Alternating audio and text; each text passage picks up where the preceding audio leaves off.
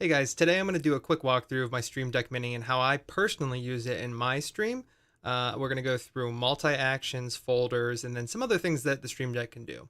So now that we're inside the Stream Deck software, you can see this is where I have all of my different folders. One's for scenes. The other one that I have is for my game scenes. Those are for game-specific scenes that I have, which you'll see a little bit later. I have my games, which I separated out into a bunch of different, genres of games. I have my applications there. And then finally, I have power. And power is just for muting anything on my desktop. Now, if you go into scenes, I have my game scene, which is just my normal, what I stream with. I have my big head mode, which is me hiding my desktop.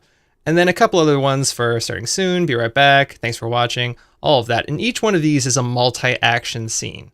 So if I double click on this one, you can see I have an active mic, I have an active desktop, and then an active game scene. So with each one of those, you can pick the title itself, where the collection is coming from, all kinds of things. Now going out here, I'll show you how to create a multi-action, which is what all my buttons are. If you do a multi-action, you're like, what do I add? Well, first you add a scene. Inside that scene, you make sure that you're in the right collection that you have. Mine's Mupcell, which is, I don't know what it is, but each one of these are my scenes inside of StreamLabs OBS. So let's say I pick one like, game streaming. From here, I can add a title to it so that I know what it's doing. If I come back in here, so let's say active game streaming. All right, so now that's added. You can't add any new icons inside of here, but you can see them all on the side. So from here, we can go into mixer audio. So with mixer audio, you have a couple different options. You put your title in, so let's call this one live mic. And then you can see that I have it set to active. Again, keeping that same collection.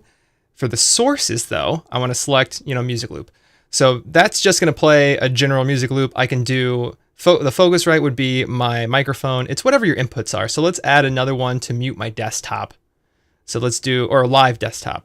So we have live desktop now. That means it's going to be activated when I push this button. And everything that you see in order here is going to go top to bottom. So remember that if you have specific actions in a row that you want. Now, whenever I click on that action, you can see it says 3 actions. I can get in there. Boom. That's what each one of my scenes are.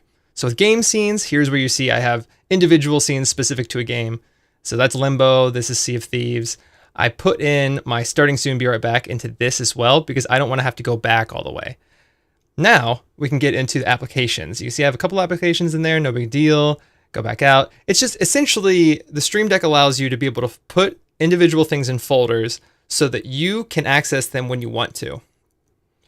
Now I'm going to show you what it looks like when I'm actually pushing these buttons on my stream. So let's say I hit the game stream button.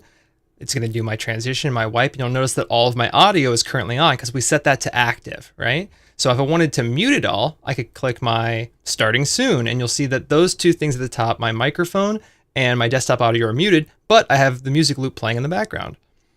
Again, I can just click around to any of these, and you'll notice that I'm not actually clicking on StreamLabs OBS. It's pulling up these scenes for me automatically, and that's kind of what we're doing here. So you'll notice on and off, depending on which scene I'm clicking on, I have audio turning off. I have certain audio coming on that wasn't there before. And it's just a really easy way to be able to transition between these scenes, do multiple actions at once, and not have to click around or stop your stream to try something new.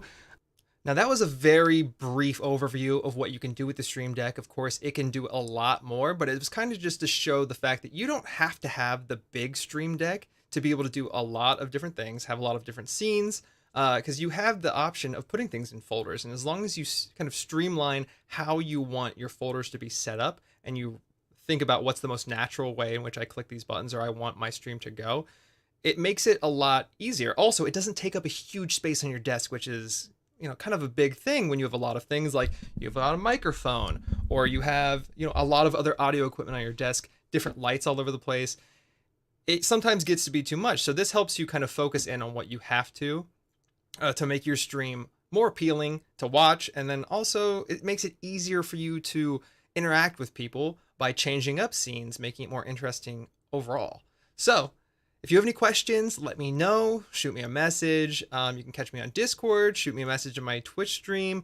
I love to help people try and fix things that are, tech related. So just let me know, add a comment below, whatever you want to do. Thanks for watching. Hope it helped a little bit.